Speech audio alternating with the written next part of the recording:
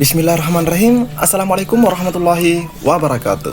Di video kali ini admin kembali berbagi informasi penting atau admin menyebutnya kabar gembira mengenai beberapa kategori yang akan berpeluang lolos menjadi ASN P3K di tahap 2 nanti.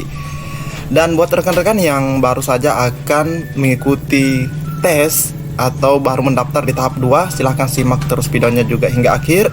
Jangan di skip, karena admin juga akan memberikan informasi penting buat rekan-rekan yang baru akan mengikuti seleksi tersebut.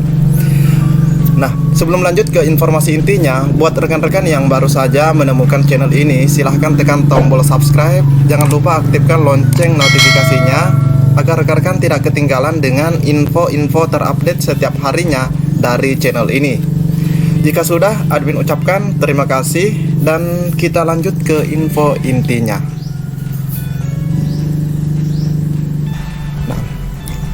Sebelum kita melihat kategorinya, teman-teman harus pahami dulu isi daripada Permenpan RB nomor 8 tahun 2021 ini tentang pengadaan pegawai pemerintah dengan perjanjian kerja untuk jabatan fungsional guru pada instansi daerah tahun 2021.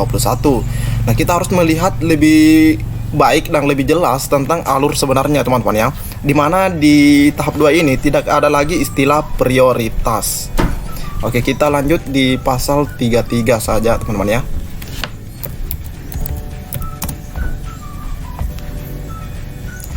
Oke, ini dia rekan-rekannya. Nah, di sini nanti teman-teman akan bersaing begitu banyak.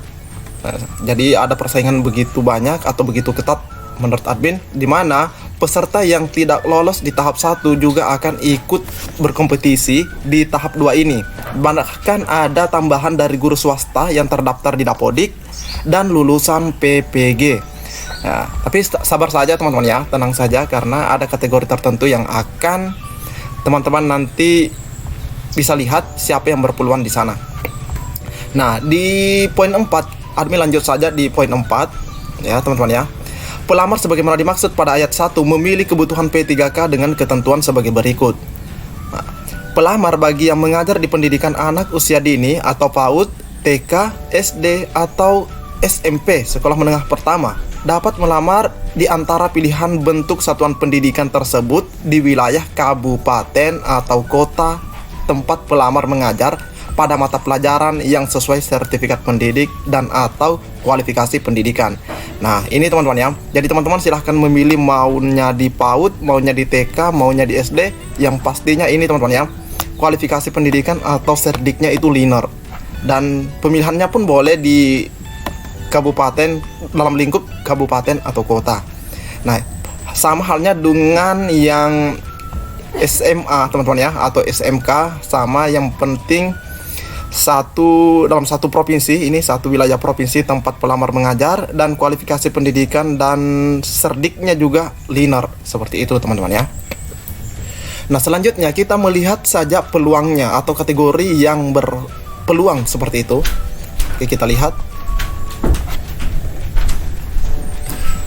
Nah, peserta yang pertama yang berpeluang untuk lolos menjadi ASN adalah peserta yang memiliki serdik, teman-teman ya. Kenapa? Karena kita ketahui bersama di Permenpan RB nomor 8 itu sudah dijelaskan bahwa yang memiliki serdik akan berpeluang lolos P3K di tahap 2 karena telah mengantongi afirmasi kompetensi teknis 100% sesuai Permenpan RB nomor 28 tahun 2021. Jadi, ini peserta yang pertama yang memiliki serdik ini adalah peserta yang sangat berpeluang di tahap kedua, teman-teman ya. Tahap kedua, karena dia tinggal berusaha untuk mencapai nilai ambang batas kompetensi manajerial dan sosio-kultural. Terlebih di tahap 2 tak ada lagi istilah prioritas. Nah, ini teman-teman ya, tidak ada lagi istilah guru induk yang diprioritaskan. Jadi semua sama. Semua sama. Jadi tidak sama dengan yang di tahap 1 sebelumnya. Yang selanjutnya yang berpeluang itu adalah XP1, XP2, dan XP3. Mungkin peserta yang baru mendaftar berpikir atau bertanya apa yang dimaksud dengan XP1, XP2, dan XP3. Nah, XP1 adalah peserta sekolah induk yang passing grade berdasarkan kategori 1 Permenpan RB 1127. Jadi dia passing grade dia lolos tapi tidak lulus. Karena kenapa? Mungkin saja promosinya cuma satu, sedangkan yang melamar ada dua. Jadi dia lolos passing grade tapi belum tentu lulus. Nah, namun dia berpeluang teman-teman ya. Dia berpeluang di tahap kedua ini karena dia sudah dipastikan mencapai ambang batas. Jadi tergantung peserta tersebut apakah mau mempergunakan nilainya atau tidak. Nah, XP2 adalah peserta sekolah induk yang passing grade berdasarkan kategori 2 Permenpan RB 1169, nanti admin perlihatkan, serta berusia 50 tahun ke atas. Jadi buat guru yang berasal dari sekolah induk yang usianya 50 tahun ke atas itu juga berpeluang. Karena kenapa? Dia juga sama dengan yang berserdik, teman-teman ya. Dia sama dengan yang berserdik, yaitu tidak perlu lagi memikirkan masalah kompetensi teknis. Dia tidak perlu lagi memikirkan kompetensi teknis. Yang dia pikirkan adalah sosiokultural dan manajerial serta wawancara, yang nilainya pun sangat rendah, yaitu 110 untuk sosiokultural dan manajerial, dan cukup 20 poin untuk wawancaranya. Yang di bagian C, XP3 adalah peserta sekolah induk yang passing grade berdasarkan kategori 3 Permenpan RB 1169, di mana sosiokultural dan manajerial serta wawancara passing grade-nya tetap sama, namun nilai kompetensi teknis itu sudah diturunkan. Misalnya PGSD, teman-teman ya, itu sudah berubah dari 320 menjadi 270. Nah, jadi seperti itu teman-teman ya. Nah, selanjutnya ada istilah YP1, YP2, dan YP3. Nah, ini penjelasannya. YP1 adalah peserta sekolah non-induk yang passing grade berdasarkan kategori 1 Permenpan RB 1127. Ya, jadi ini seorang peserta yang melamar di sekolah bukan induknya, seperti itu teman-teman ya. Dia melamar di sekolah lain seperti itu. Namun dia passing grade berdasarkan 1127. Seperti itu. Dia passing grade, maka dia bisa juga mempergunakan nilainya untuk di tahap kedua ini. YP2 adalah peserta sekolah non-induk yang passing grade berdasarkan kategori 2 Permenpan RB 1169 serta berusia 50 tahun ke atas. Nah, ini juga teman-teman ya, sama dengan yang XP2. Dia itu sudah tidak memikirkan lagi nilai kompetensi teknis berapa, karena dia sudah mendapatkan nilai penuh kompetensi teknis, yaitu 100%. Dan YP3 adalah peserta sekolah non-induk yang passing grade berdasarkan kategori 3 Permenpan RB 1169. Nah, di sini admin memberikan catatan kurang dari 50, maksudnya usianya teman-teman ya. Peserta yang kurang dari 50 tahun, passing grade untuk 1127 itu adalah 474. Ini passing grade minimal yang harus dicapai, dan mereka akan masuk dalam perhitungan P1.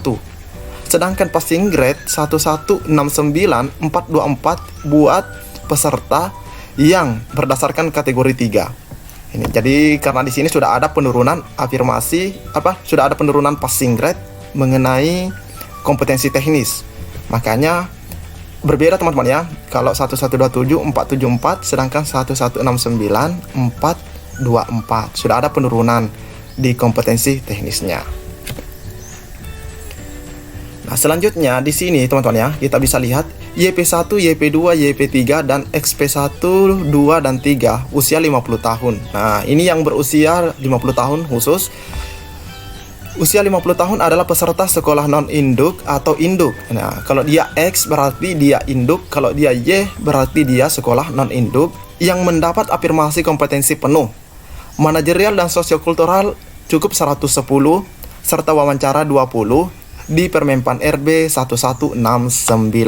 Nah, jadi dia itu sudah diturunkan passing grade-nya teman-teman ya.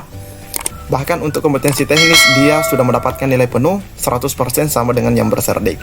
Catatan, ini berlaku di penilaian kategori 2 nanti. Jadi kalau misalnya perankingan kategori 1 masih ada sisa formasi, maka akan dilihat lagi berdasarkan penilaian kategori 2. Nah, kategori 2 ini khusus yang berusia 50 tahun ke atas. Oke, kita cek langsung Permenpan RB-nya rekan-rekan ya. Nah, ini Permenpan RB 1169 tahun 2021. Nah, kita lihat langsung saja. Nah, di sini teman-teman ya, nilai ambang batas kategori 2 sebagaimana dimaksud pada diktum ketiga adalah sebagai berikut: 110 untuk seleksi kompetensi, manajerial dan sosiokultural, 20 untuk wawancara. Nilai ambang batas kategori 2 sebagaimana dimaksud pada diktum kelima diberlakukan bagi peserta yang berusia paling rendah 50 tahun pada saat pendaftaran. Yang menjadi catatan juga pada saat pendaftaran.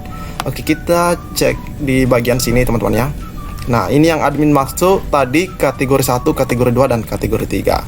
Nah, ini perankingan kategori 1 masih sama dengan sebelumnya, masih normal teman-teman ya, yaitu berdasarkan Permenpan RB 1127.